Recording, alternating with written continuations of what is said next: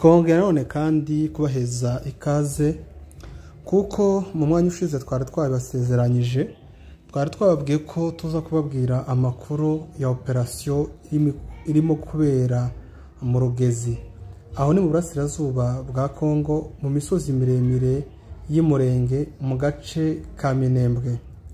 Iyo tuvuga Rugezi biri muri chaîne de Mitumba niho ibarizwa kuko musanzwe mubizi mu myaka 7 ishize abaturanyi twari tubana nabo bo mu bwoko bw'abafurero ababembe abanyintu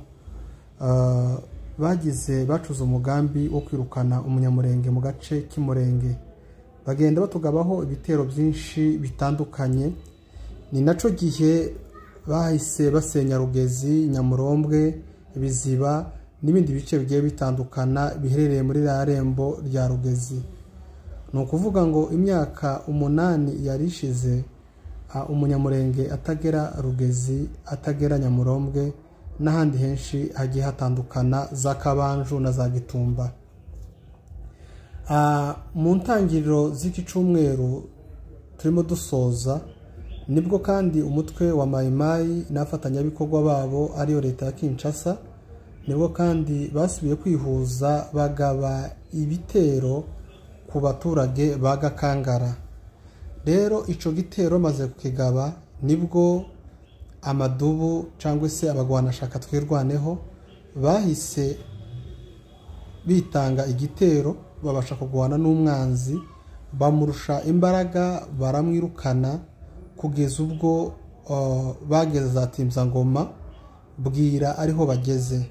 Baraharaye buke mu gitondo karekare n'ubundi Mayimayi na FARDC babyuka bagabaho ibitero.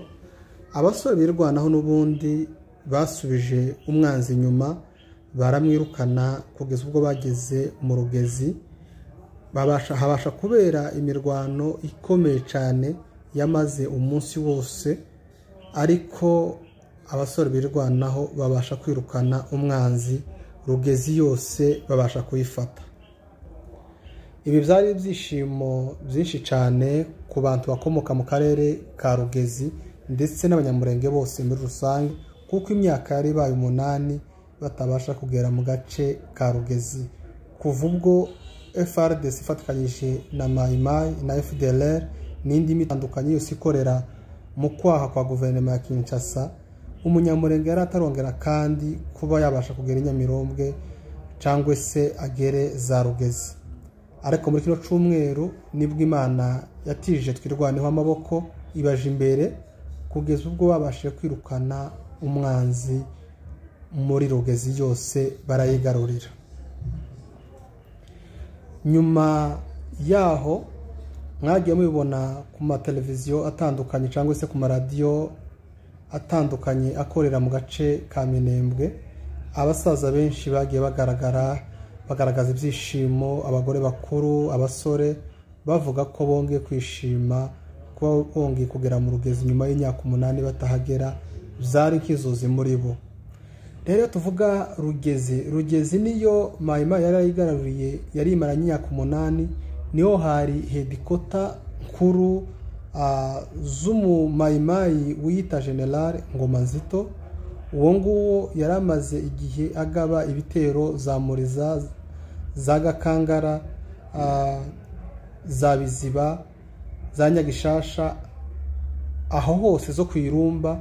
Ni ukuvuga ngo ababembe abafurero ba Mayimayi bose bazamukaga bavuye mu Mushasha hose, bavuye za Fizi, bavuye za Baraka, bavuye za Rurimba, bose bakazamuka kabasha guhura mu Rugezi, akaba ariho bapangira ibitero byo kurasa abasivile cyangwa se abo mu bwoko bw'abanyamurenge ndetse n'abirwanaho.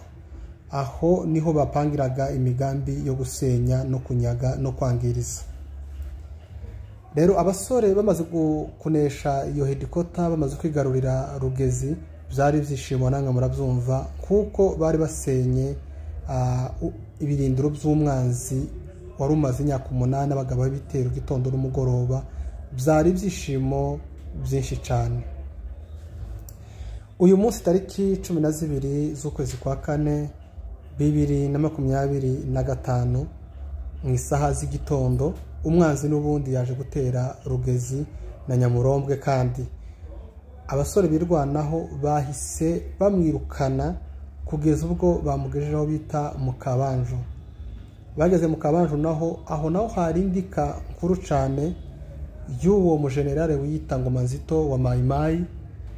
Uyu munsi wa none mu masaha agana saa 2 z'igitondo headquarter ya Mai Mai yari maze gutwikwa. No kuvuga ngo abasore birwanaho bamaze guterwa, birukana umwanzi ntibamuhaye n'umwanya wo kuba yagera mu ikayi ngo babashe gukora n'ibikoresho byari birimo. Bahise bahagera babasha gufata n'ibikoresho by'umwanzi. None kandi ntabwo babashije kurekera aho ngaho,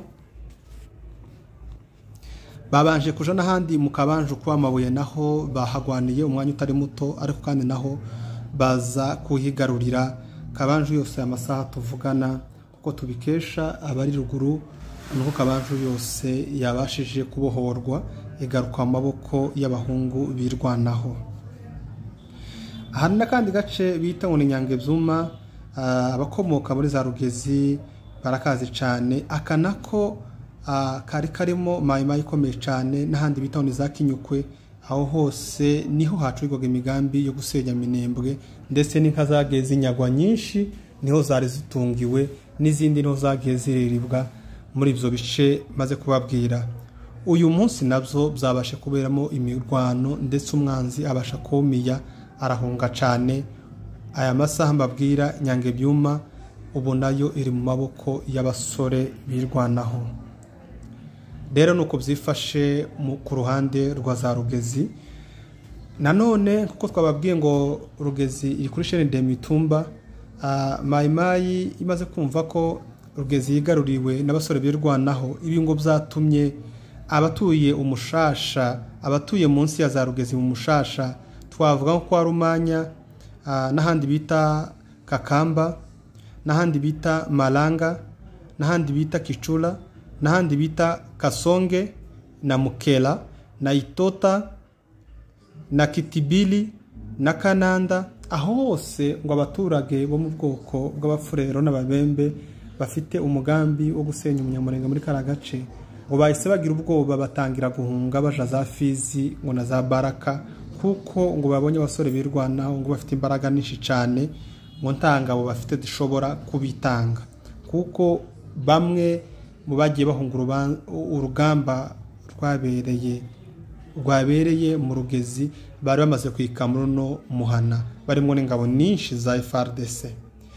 Rero nuko byifashe mu gace ka za Rugezi na za Kabanjo. Aya masaha tuvugana Amadubu, ingabo zatukirwaneho zihagaze neza ku rugamba, n'umwanzi yamaze gucika intege, babashe kumwambura ibikoresho byinshi cyane, ndetse na neo nyinshi cyane yarafitemo headquarter ziwe.